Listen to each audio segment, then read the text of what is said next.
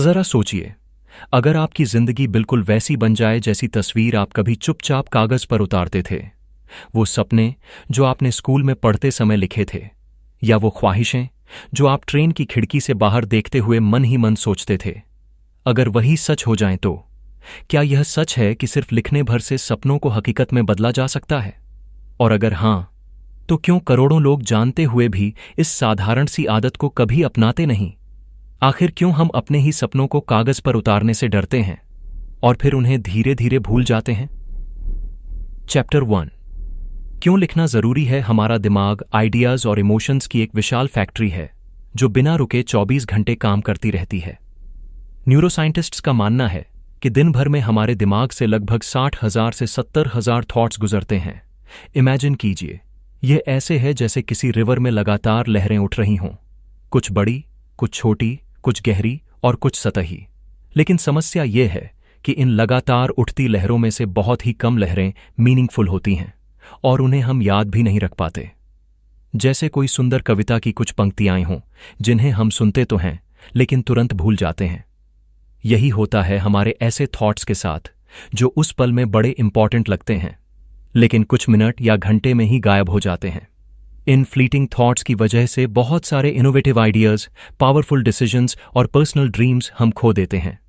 और यहां पर लिखने की ताकत काम आती है, क्योंकि लिखना उस कच्चे विचार को जो बिना शेप और स्ट्रक्चर का होता है, उसे फॉर्म और डायरेक्शन देने का सबसे आसान और शक्तिशाली तरीका है। जब आप किसी रैंडम थॉट को अपने दिमाग से निकालकर पेपर पर उतारते हैं, तो यह केवल वर्ड ट्रेसिंग नहीं होती, बल्कि यह दिमाग को क्लियर कमांड देने की एक्शन होती है। ब्रेन को सडनली क्लैरिटी मिलने लगती है कि यह मेरी प्राथमिकता है, यह मेरा रोड मैप है, यह मेरा सच होने वाला फ्यूचर है। आप जैसे ही किसी गोल को लिखते हैं, आपका दिमाग उसे एक इंस्ट्रक्शन की तरह रजिस्टर करने लगता है। Think of it like software programming. जैसे कंप्यूटर को आप एग्जैक्ट कोड लिखकर बताते हो कि उसे क्या एग्जीक्यूट करना है, वैसे ही हमारा दिमाग एक स्पेसिफिक लाइन को, एक रिपीटेड रिटन सजेशन को एक कमांड की तरह लेता है और लंबी रन में यह एक इनविजिबल फोर्स बनने लगता है जो आपके डिसीजंस, आपके एक्शंस और यहां तक कि आपकी डेली चॉइसेस को भी प्रभावित करने लगता है। लिखना इतना जरूरी क्यों है, इसे समझने के लिए थोड़ी गहराई में चलते हैं। ह्यूमन ब्रेन की नेचर बहुत अनप्रेडिक्टेबल है। कभी कभी सुबह उठते ही अचानक कोई नया आइडिया चमक उठता है, जैसे कोई बिजनेस प्लान, कोई क्रिएटिव स्टोरी या कोई ड्रीम प्रोजेक्ट। उस समय वह आइडिया हमें इतना वैल्यूएबल लगता है कि हम सोचते हैं, इसे मैं कभी नहीं भूलूंगा। लेकिन व्यस्त स्केड्यूल और रोजमर्रा की चिंताओं में वह आइडिया बिना किसी निशान के गायब हो जाता है। रिसर्च बताती है कि हम जो भी याद रखते हैं उसका रिटेंशन 70% तक बढ़ जाता है अगर उसे लिख लिया जाए।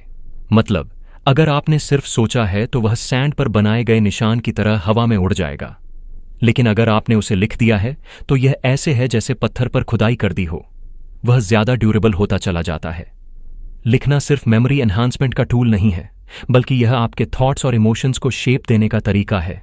हमारे अंदर बहुत सारे हाफ बेक्ड आइडियाज होते हैं। हाफ बेक्ड का मतलब पूरे नहीं, अधूरे और बिना दिशा के। ये वैसे आइडियाज होते हैं जैसे कोई अधूरी रेसिपी। थोड़ी ख्वाहिश है, थोड़ी इंस्पिरेशन है, थोड़ा विजन है, लेकिन कोई कंप्लीट स्ट्रक्चर नहीं। और ऐसे थॉट्स का एंड रिजल्ट होता है फ्रस्ट्रेशन। आप सोचते तो हैं, सपने देखते तो हैं, लेकिन जब डायरेक्शन नहीं मिलती तो लगता है कि लाइफ में क्लैरिटी मिसिंग है। राइटिंग इस हाफ बेक्ड थॉट को पकाकर तैयार डिश बना देती है। मतलब, आप जब लिखते हैं तो कंफ्यूजन कम होता है और क्लैरिटी ज्यादा आती है। इमेजिन कीजिए, कोई स्टूडेंट है जिसके मन में यह ख्याल आता है कि उसे पढ़ाई में इंप्रूव करना है। यह थॉट कई बार आता है, पर हर बार वह सोचकर छोड़ देता है। धीरे धीरे यह बस एक वेग विश बन जाती है, कुछ ऐसा जैसे काश मैं स्मार्ट होता, काश मैं मेहनत करता। लेकिन अगर वही स्टूडेंट रोज सुबह उठकर लिखता है, मैं अगले 6 महीने में अपनी पढ़ाई पर फोकस करूंगा और टॉप 3 रैंक लाऊंगा, तो यह पेपर पर उतरा हुआ संकल्प धीरे धीरे सबकॉन्शियस माइंड का हिस्सा बनने लगता है। सबकॉन्शियस माइंड बार बार इस रिटन कमांड को पढ़कर इंटरनल प्रोग्रामिंग करता है, जैसे बैकग्राउंड में कोई ऐप लगातार अपडेट हो रही हो। नतीजा यह होता है कि स्टूडेंट की चॉइसेस बदलने लगती हैं।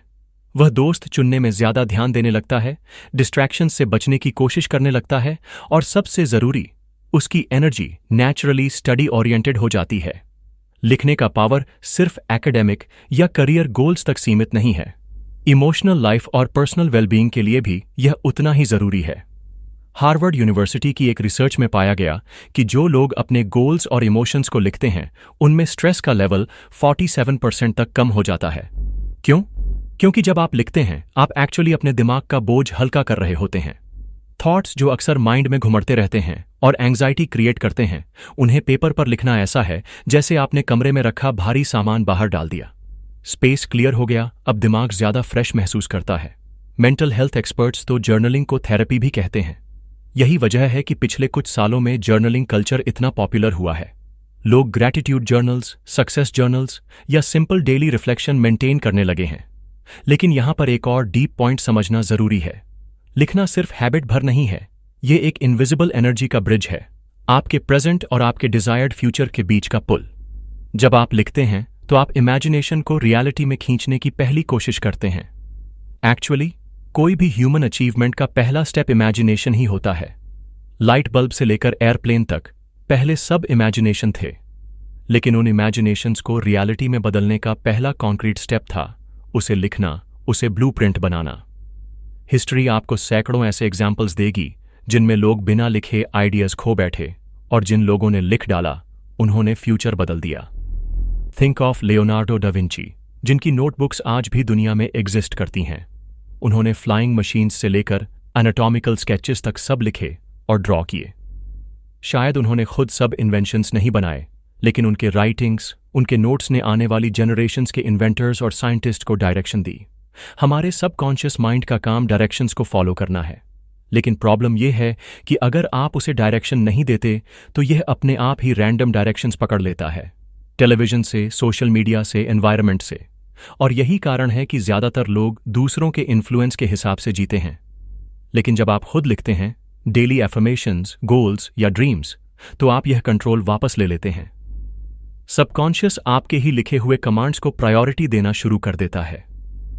अब सवाल यह उठता है कि लिखना क्यों इतना पावरफुल फील होता है? इसका रीजन सिंपल है, ब्रेन और हैंड कोऑर्डिनेशन। साइंटिफिक स्टडीज बताती हैं कि जब हम पेन पेपर का इस्तेमाल करते हैं तो हमारा ब्रेन ज्यादा डीपली एंगेज्ड होता है। कीबोर्ड पर टाइप करने से भी लिखना पावरफुल है, क्योंकि टाइपिंग मैकेनिकल एक्टिविटी है, जबकि हैंड राइटिंग एक मोटर न्यूरल कोऑर्डिनेशन है। इसका मतलब जब आपका हाथ वर्ड को बनाता है तो वो वर्ड आपके दिमाग पर ज्यादा गहरी छाप छोड़ता है। अगर आप लिखोगे मैं कॉन्फिडेंट हूं, तो यह केवल शब्द नहीं होंगे, बल्कि आपकी नर्वस सिस्टम में इंग्रेव होने वाले सिग्नल्स होंगे। सोचिए, लिखना कैसे आपके पर्सनल विजन का सबसे सच्चा मिरर बनता है। बिना लिखे आप बस हवा में कास्टल्स बनाते रहते हो, लेकिन जैसे ही आपने लिखा, आपने एक सीड बो दिया। अब उस सीड को डेली देखना, उसे वाटर करना, उस पर फोकस करना आपके लिए आसान हो जाता है। यही कारण है कि दुनिया के सबसे सफल लोग, एंटरप्रेन्योर्स, राइटर्स, लीडर्स, सबके पास जर्नल्स, नोट्स, रिटन गोल्स मौजूद होते हैं। Bill Gates, Warren Buffett, Steve Jobs, इन सबके पास प्लानिंग नोटबुक्स या रिटन रिफ्लेक्शंस की आदत थी। लिखना केवल एक स्कूल एक्सरसाइज नहीं है, यह आपके पूरे जीवन की डिजाइन बनाने की तकनीक है। यह क्लैरिटी लाता है, यह आपको फोकस देता है, यह आपके सबकॉन्शियस को रीप्रोग्राम करता है, और यह आपके इमेजिनेशन को रियलिटी में बदलने का पहला वास्तविक कदम है। अगर आप रोज 5 मिनट भी लिखते हैं हैबिचुअली, तो यह सिर्फ लिखना नहीं है, यह अपने दिमाग को लगातार रिमाइंड करना है कि भाई ये मेरी प्रायोरिटी है, यह मेरा विजन है और यह मेरा कमिटमेंट है। और धीरे धीरे बार बार लिखे गए वर्ड्स आपके एक्शंस बनाते हैं, और एक्शंस आपकी डेस्टिनी। चैप्टर 2, साइंस और साइकोलॉजी का कनेक्शन। अब जरा गहराई से समझते हैं कि लिखने की आदत केवल इमोशनल या मोटिवेशनल ट्रिक नहीं है, बल्कि इसके पीछे बहुत गहरी साइंटिफिक और साइकोलॉजिकल फाउंडेशन मौजूद है। जब हम ब्रेन की फंक्शनिंग को देखते हैं तो पाते हैं कि हमारा दिमाग एक हाईली कॉम्प्लेक्स फिल्टर सिस्टम पर काम करता है, जो हर सेकंड लाखों सिग्नल्स को प्रोसेस करता है। इमेजिन कीजिए, रोजाना हमें कितनी सारी जानकारी मिलती है, सोशल मीडिया से लेकर कॉन्वर्सेशंस तक, सड़क पर दिखने वाले बिलबोर्ड से लेकर मोबाइल नोटिफिकेशंस तक। अगर हमारा ब्रेन सब कुछ बिना फिल्टर लिए रजिस्टर करने लगे तो हम 1 सेकंड भी सर्वाइव नहीं कर पाएंगे। इसीलिए ब्रेन ने एक स्पेशल मैकेनिज्म क्रिएट किया है जिसे कहते हैं reticular activating system, RAS। RAS हमारे दिमाग का वो गेट कीपर है जो तय करता है कि कौन सी इंफॉर्मेशन महत्वपूर्ण है और कौन सी इग्नोर करनी है। एग्जाम्पल दें तो सपोज आपने अभी अभी एक नई कार खरीदने का प्लान किया है, मान लीजिए रेड कलर की कार। अचानक आपको रोड्स पर वही रेड कार बार बार दिखने लगती है। ऐसा नहीं है कि वो कार्स अचानक बढ़ गई हैं, बल्कि आपका RAS अब उस स्पेसिफिक डिटेल रेड कार को फिल्टर में डालकर उसे बार बार हाईलाइट कर रहा है। इसी तरह जब आप किसी गोल को लिखते हैं तो आपका RAS उसे प्रायोरिटी सिग्नल मानकर आपकी अवेयरनेस का सेंटर बना देता है। अब सोचिए, आपने लिखा मुझे एक हेल्थी लाइफस्टाइल चाहिए। लिखते ही धीरे धीरे आपका ब्रेन आपको हर जगह हिंट्स देने लगेगा।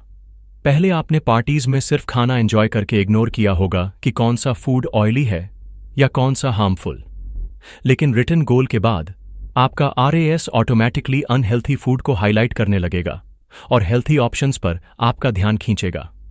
आप नोटिस करने लगोगे कि कौन सा बिस्किट में ज्यादा शुगर है, कौन सा सैलड बेहतर है।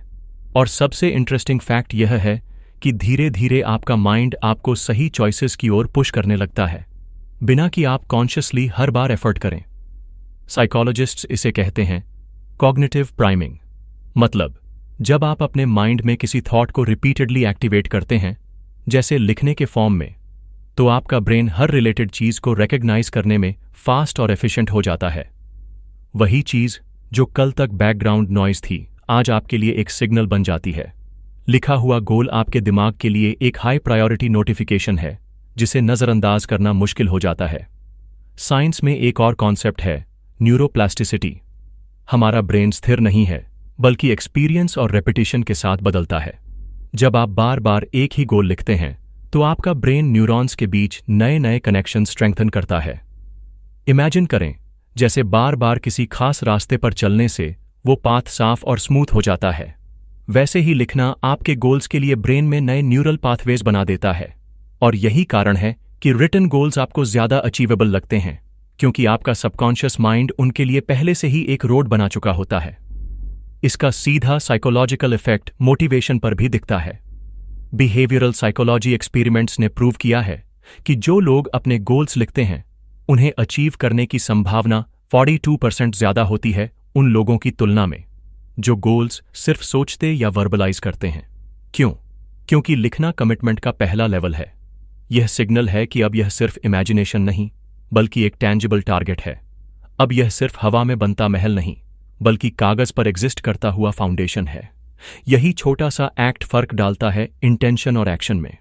एग्जाम्पल, मान लीजिए आपने लिखा मुझे एक बिजनेस स्टार्ट करना है। अब ब्रेन आपका अटेंशन मैग्नेटाइज करने लगेगा ऐसी हर चीज पर जो बिजनेस से जुड़ी हो। आप आर्टिकल्स पर ज्यादा फोकस करने लगेंगे, बिजनेस रिलेटेड कॉन्वर्सेशंस पर आपके कान ऑटोमेटिकली अलर्ट हो जाएंगे और आप सबकॉन्शियसली ऐसे लोगों की ओर खींचने लगेंगे जो एंटरप्रेन्योरशिप से जुड़े हैं।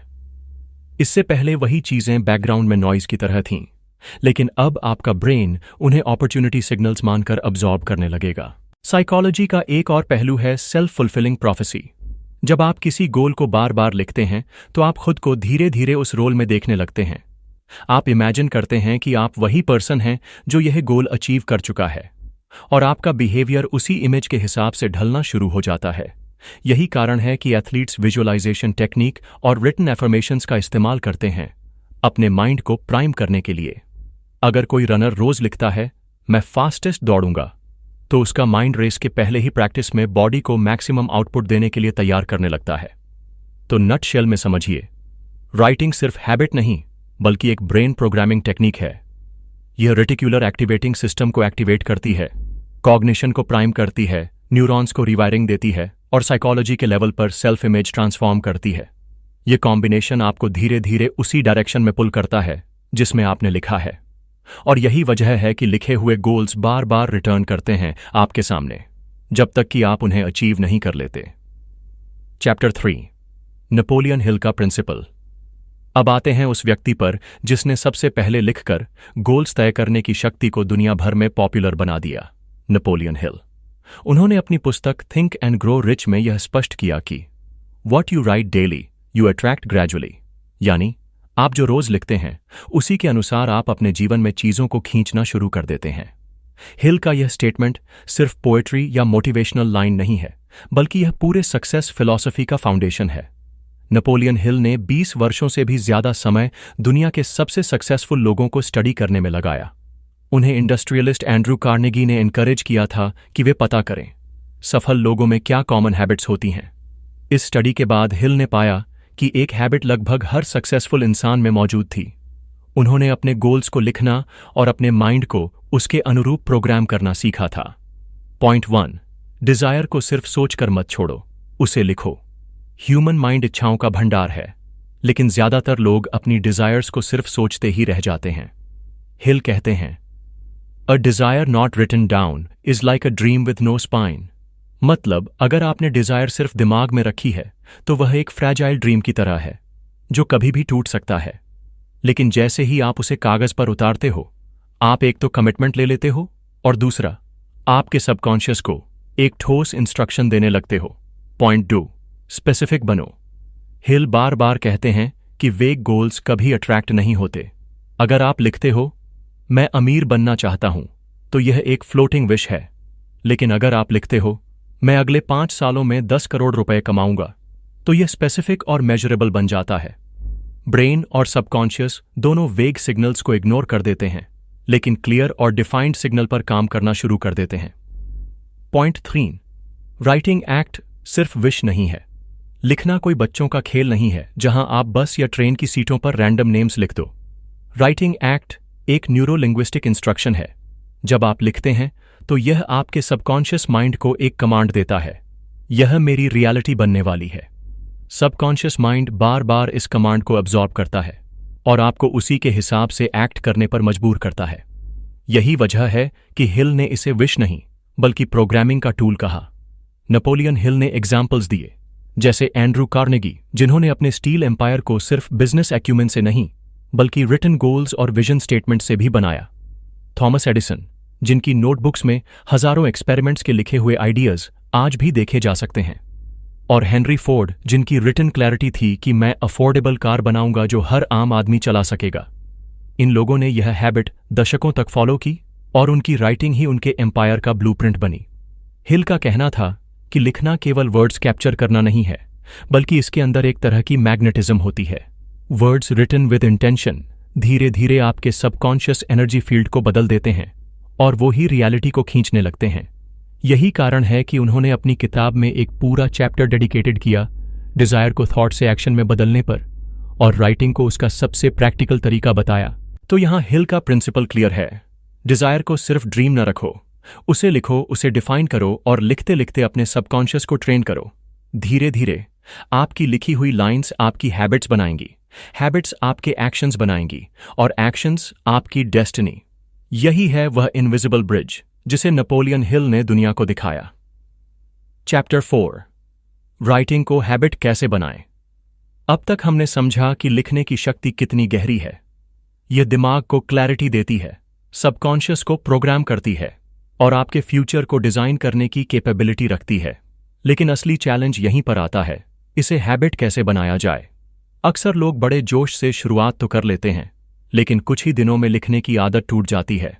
और यही कारण है कि जिन लोगों ने इस सिंपल प्रैक्टिस को धीरे धीरे अपने लाइफस्टाइल का हिस्सा बना लिया, वही लॉन्ग टर्म रिजल्ट्स देख पाए। तो चलिए जानते हैं स्टेप बाय स्टेप लिखने को कैसे एक सस्टेनेबल और लाइफ चेंजिंग हैबिट बनाया जाए। Morning ritual. हर आदत की शुरुआत एक रिचुअल से होती है। सबसे सिंपल और इफेक्टिव तरीका यह है कि रोज सुबह उठते ही एक नोटबुक उठाइए और सिर्फ 3 लाइन्स लिखिए।